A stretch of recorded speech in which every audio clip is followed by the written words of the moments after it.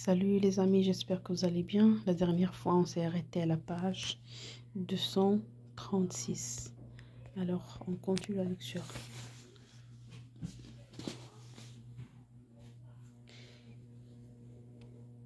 Il trouvera une excuse pour t'éliminer.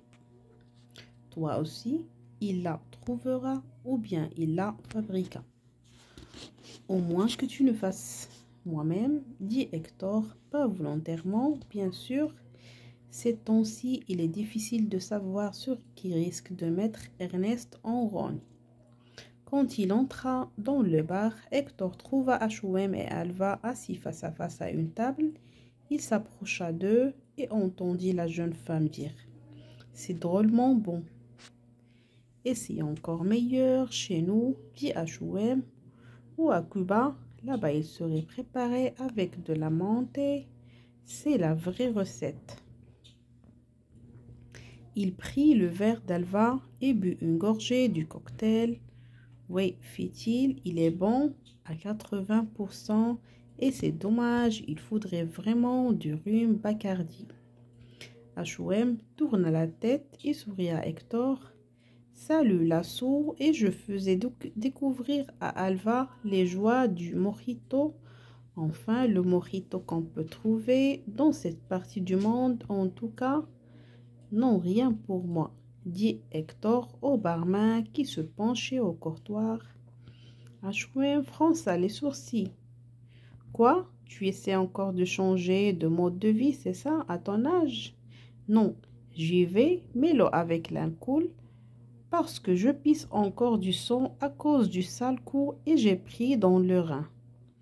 Quand j'avale autre chose que de l'eau plate, j'ai l'impression qu'on me plante un couteau dans le dos. » Ernest prit son propre verre et le porta à ses lèvres.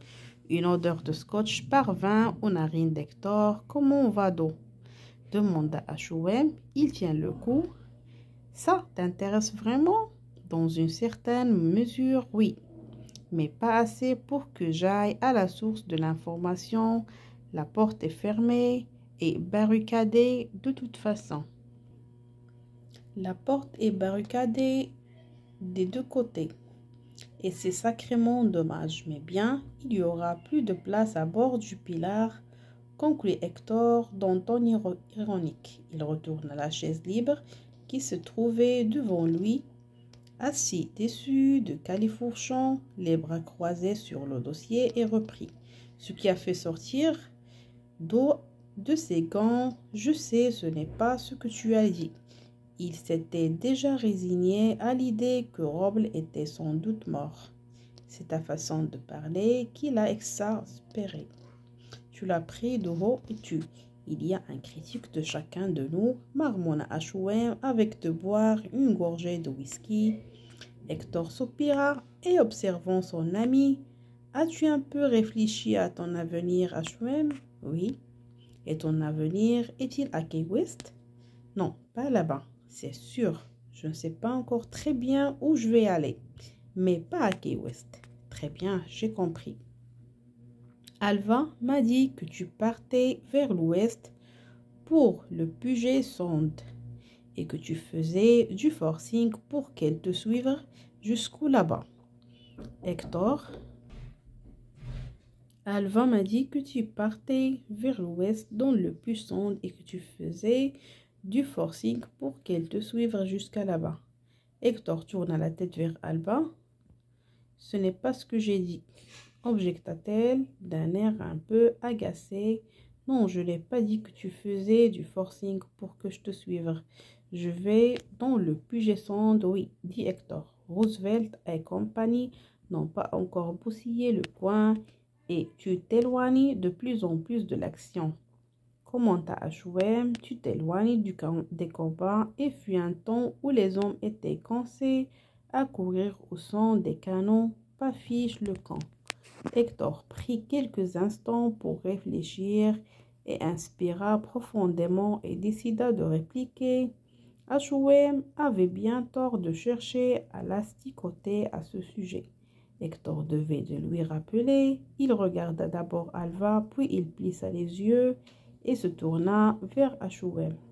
Il choisit ses mots avec soin et accentua les plus importants. Une vraie phrase lui était apparue à l'esprit aussi clair ce qu'il savait taper sur une feuille glissée autour du cylindre de son Underwood et le mot souligné indiquant à l'italique: je me suis battu en temps de guerre. Hector dit sa vraie phrase à voix haute, le visage d'H.O.M. aigrispa. De toute évidence, il comprenait la phrase et tout celle derrière que sous-entendait ces 8 mots. Je me suis battu en temps de guerre. J'ai combattu au Mexique avec Black Jack Pershing.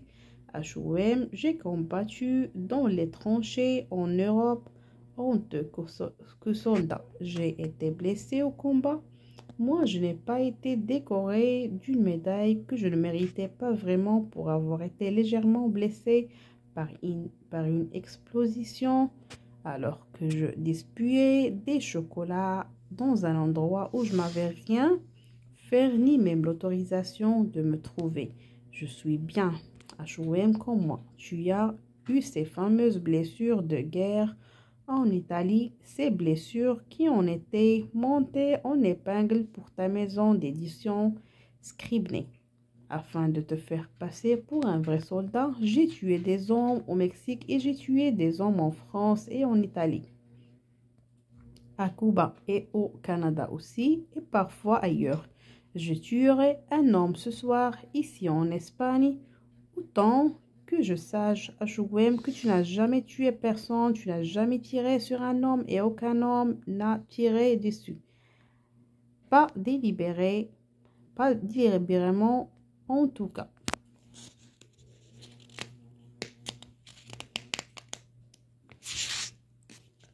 Pour cela, Hector ne le dit pas, mais H.O.M. capta le message aussi bien ce qu'il avait parlé à voix haute. Alva, par contre, ne comprit pas la dynamique de leur change et n'entendit pas le texte implicite. Prenant malgré il le parti d'H.O.M., poussé par ses convictions, et dit: certaines choses valent la peine qu'on se batte pour elles. Certaines choses valent la peine de mourir et au même de tuer. C'est juste, dit Hector d'une voix égale. Et j'ai fait tout cela, Alva, sauf mourir. L'amour, je suppose que j'y arriverai un jour et surtout que je reste trop longtemps dans ce fichu pays. Quand à tuer, j'ai l'intention de tuer encore une fois d'ici peu de temps, comme tu le sais bien. Voilà, c'était dit. H.O.M. savait maintenant qu'Alva connaissait le programme de la soirée. Hector s'en fichait après tout et Hemingway pouvait aller se faire foutre. Alva aussi, tiens, ils pouvaient tous les deux aller se faire foutre. Excusez-moi, dit-elle, je ne voulais pas te mettre en colère. Mon intention n'était pas de t'insulter. C'est juste que tu es doué pour beaucoup de choses, te battre entre autres et alors rester passive en Espagne, ne rien faire à un moment pareil. Je n'arrive pas à comprendre ça. Hector haussa les épaules. Il faut se battre dans les guerres qu'on peut gagner.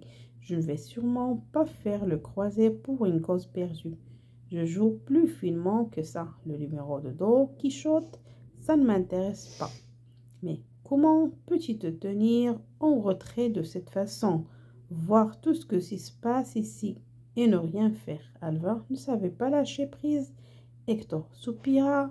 Connais-tu les vers de Don? Demanda-t-elle encore, et les connaissait vraiment H.O.M.